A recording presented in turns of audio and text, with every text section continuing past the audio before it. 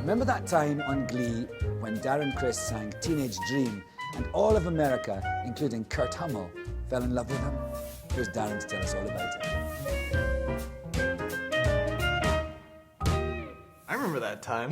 That was a crazy time. I bet. So tell me how this all came about. It all happened so fast, you know. I went out for it like on a Tuesday and I was working the following week. Wow. When you get the script for Glee, did you know you were going to have to sing? No, I got the part and then, oh man, this is all coming back to me now.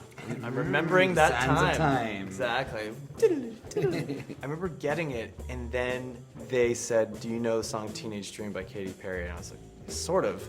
And I remember listening to it going, this song's awesome. Like, thank God. Thank God it wasn't some song that I was like, oh man, I gotta sing that song. Have you met Katy Perry? I met her, there's a picture of me with a shit-eating grin on my face, meeting voluptuous, beautiful Katy Perry at the American Music Awards, and that was my first red carpet thing. First thing, it's a big, huge commercial hit. It's sort of stratospheric. Yeah, I was walking beside on air. myself. I mean, I was always a musician, and you know, I never thought that I would have anything chart.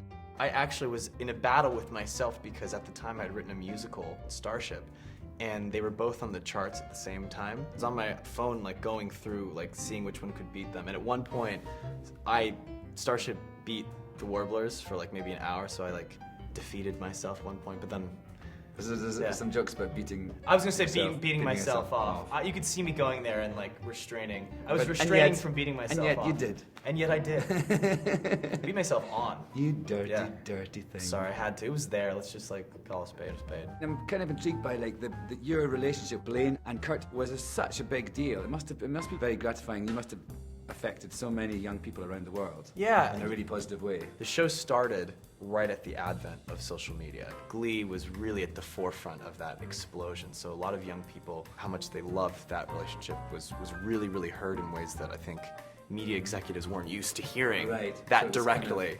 So it was crazy for us because, you know, people would blur the lines between what was real and what was not. So for a while it was kind of crazy for Chris and I because we'd have to explain to people that Chris and I actually weren't dating. Which I knew drove Chris mad. I thought it was kind of funny.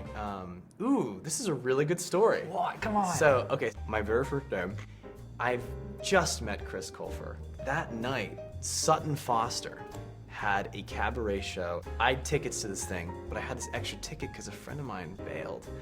And I kind of date. It was kind of it was a mandate, yeah. It was. I asked him, I was like, listen, I know we don't really know each other, but I know that, you know, our characters might have to get to know each other a little better. So yeah, if you want to come with me, if you like Sutton Foster, it'd be my treat. And bless his heart, he said yes, which thinking back on it, I would have been like, no. That's weird. Who are you? Yeah, what do you think? So Blaine and Kurt went out on a date on the first night. Yeah, on the first night. Each other. That's so cute. It was really and cute. Sutton Foster was like your favorite. And it was godmother. Sutton Foster. I mean, and let's just. That's the gayest thing I've ever I was gonna heard. say, let's just acknowledge the big elephant in the room. That is the gayest possible thing. Who knew? Liza was your waitress. Yeah, she might as well have been.